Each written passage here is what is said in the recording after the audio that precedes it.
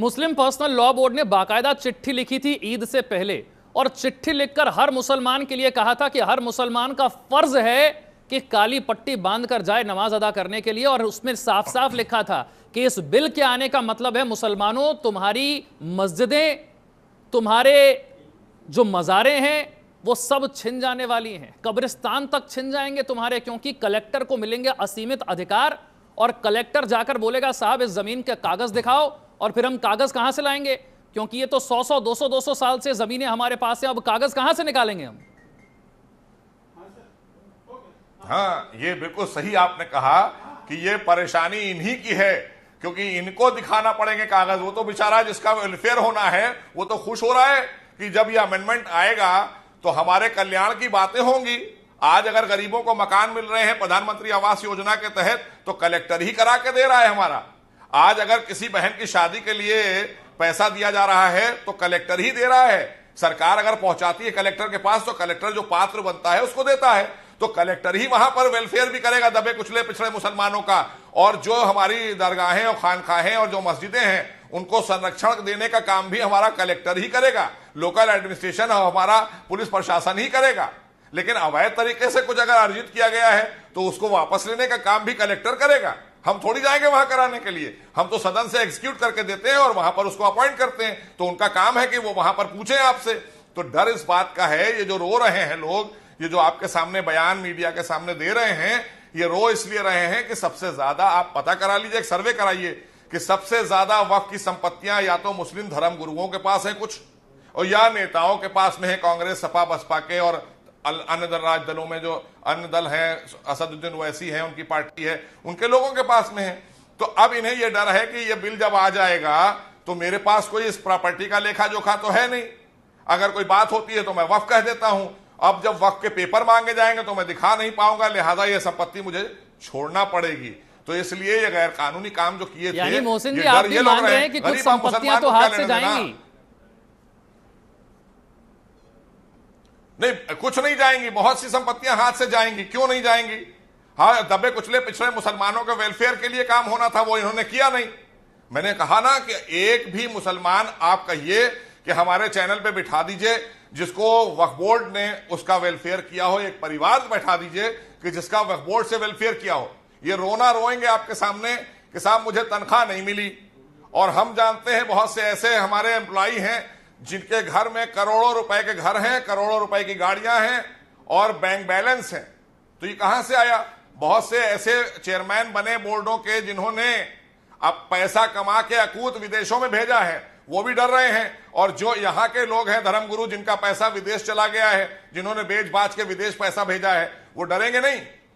ये जांच का विषय आएगा कि नहीं आएगा कि जो बड़ी बड़ी संपत्तियां, बड़ी बड़ी खानखाहें हैं जिनकी कोई अकाउंटेबिलिटी नहीं है, इन्होंने कभी कोई अकाउंट तो दिया नहीं, तो अब इनसे सवाल जब पूछा जाएगा कि भाई अकाउंटेबिलिटी, इसके कुछ पैसे कहां से आते हैं, कहां जाते हैं, बताइए ना मुझे।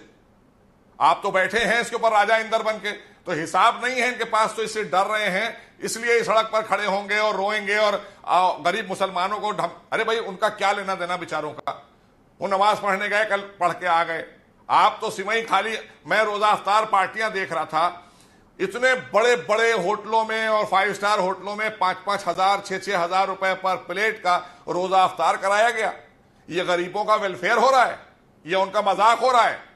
ये मजाक बनाने का काम इन्होंने किया है। और ये बिल आएगा और ये बिल हमारे दबे कुचले पिछड़े मुसलमानों के वेलफेयर का बिल है, उनके कल्याण का बिल है। और लाखों लाख दुआएं मिलेंगी हमारी पार्टी और सरकार को कि भैया जिसको कभी 5 का सिक्का नहीं मिला उसको घर भी मिलेगा, उसको इलाज का पैसा भी मिलेगा, उसको वहां से उसकी बेटी की शादी का पैसा मिलेगा। ये वेलफेयर का काम भारतीय जनता पार्टी की आदरणीय मोदी सरकार करेगी। बस आखिरी के 1-2 मेरे छोटे छोटे प्रश्न हैं। कुछ ऑपोजिशन के नेताओं ने पूछा कि साहब अभी जो सिस्टम चल रहा है इसमें इतनी भी कोई खराबी है नहीं, क्योंकि हर राज्य का अपना एक वक्फ बोर्ड है और वक्फ बोर्ड का चेयरमैन तो सरकार खुद ही अपॉइंट करती है। वक्फ ट्रिब्यूनल में जो जजेस बैठे हैं वो भी कोई सेवानिवृत्त जज है या अभी हाल में काम कर रहा है वही जज है। ये सिस्टम भी तो ठीक ही काम कर रहा है। वक्फ बोर्ड के चेयरमैन सरकारी तो बनाती है, तो फिर सरकार को यकीन क्यों नहीं है चेयरमैन पे? नहीं, इसलिए नहीं है कि जब कोई आवाज उठती है, हमारी सरकार में अगर कोई गलत काम हो रहा है तो क्या उस पर कार्रवाई नहीं होती है? क्या हमारी सरकार ने, आदरणीय योगी जी ने कार्रवाई नहीं की है क्या? 50 कार्रवाइयां ऐसी हैं जो काम गलत हो रहा है, जनहित का नहीं है, उस पर कार्रवाई होगी। हम इसलिए थोड़ी बनाते हैं, हमने बोर्ड इसलिए बनाए थे कि पारदर्शी तरीके से लोगों के साथ न्याय करें। वहां बोर्ड बनते हैं, अन्याय होने लगता है। आपको हम बता रहे हैं विशाल जी, एक एक वक्फ के मुतवल्ली बनाने के लिए वक्फ बोर्ड बाकायदा अपने आदमी या ये मुस्लिम पर्सनल लॉ बोर्ड के लोग, इनके आदमी या कोई मुस्लिम धर्मगुरु उनको बना देते हैं। एक एक मुस्लिम धर्मगुरु 50-50, 40-40 वक्फ की संपत्तियों का प्रबंधन संभालता है, उनका प्रबंधक है, और जहां से करोड़ों रुपए महीने की आमदनी आती है। अब हमको बताएं, हम आपको कि उत्तर प्रदेश में हमको बताया गया सूत्रों से कि वक्फ के जो चेयरमैन हैं उनको 2 नंबर से वक्फ की कमाई का पैसा आता है। अब ये पैसे का कोई लेखा जोखा तो है नहीं, और संपत्ति जो है वो आप देखिए, उत्तर प्रदेश छोटा नहीं है, उत्तर प्रदेश 25 करोड़ की आबादी का राज्य है। यहां पर 1,30,000 वक्फ की संपत्तियां हैं।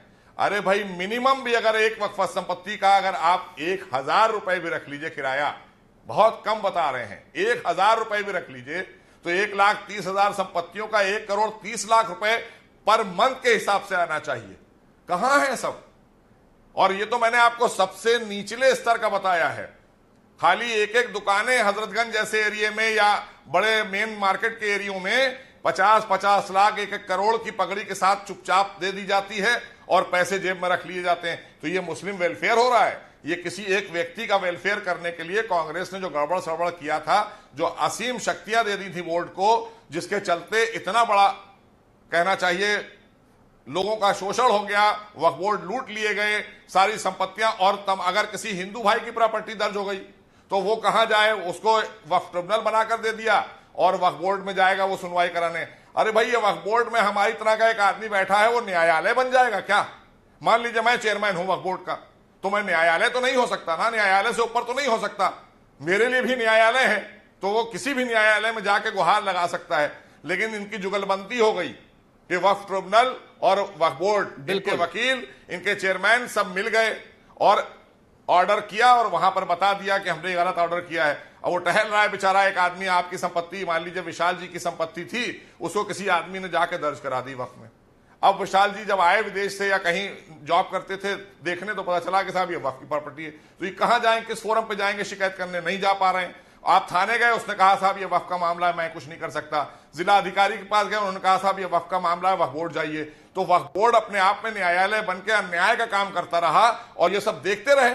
तो भारतीय जनता पार्टी नहीं देखेगी। भारतीय जनता पार्टी न्याय दिलाने के लिए ही काम करती है, देश हित में काम करती है, जनहित में काम करती है।